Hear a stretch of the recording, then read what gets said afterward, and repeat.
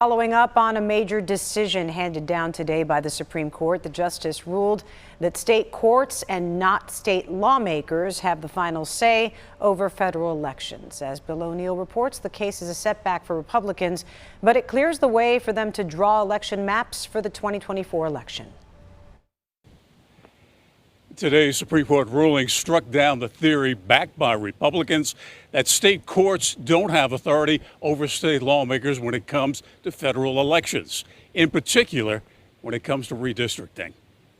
The Harper in Moore versus Harper is Becky Harper, a member of Common Cause North Carolina, celebrating today's victory in court. This is an exciting day for voters in North Carolina and, in fact, voters across the country.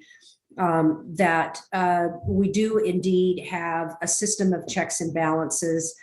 The Moore in this case is Tim Moore, Speaker of the North Carolina House.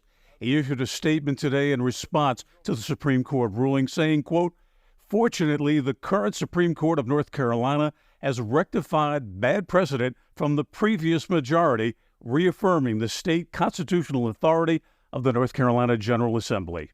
We will continue to move forward with the redistricting process later this year."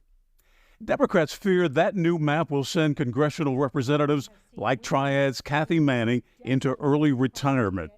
Last year, Republicans drew Manning out of her district before Democrats on the state Supreme Court rejected the GOP plan.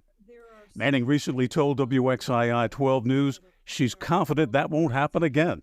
Why would the Republicans leave you in that spot? I think the Supreme Court case that was just decided, reaffirming the Voting Rights Act, could in fact help us. The one in Alabama you're referring to? Exactly.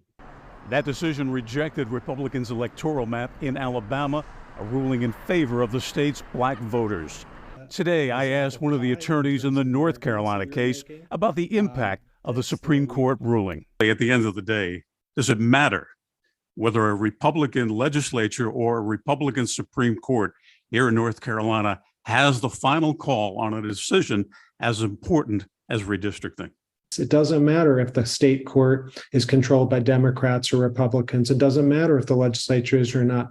Our founders said we need a system of checks and balances for everyone. Governor Cooper weighed in on today's Supreme Court ruling with this statement, quote, "This is a good decision that curbs some of the power of Republican state legislatures and affirms the importance of checks and balances.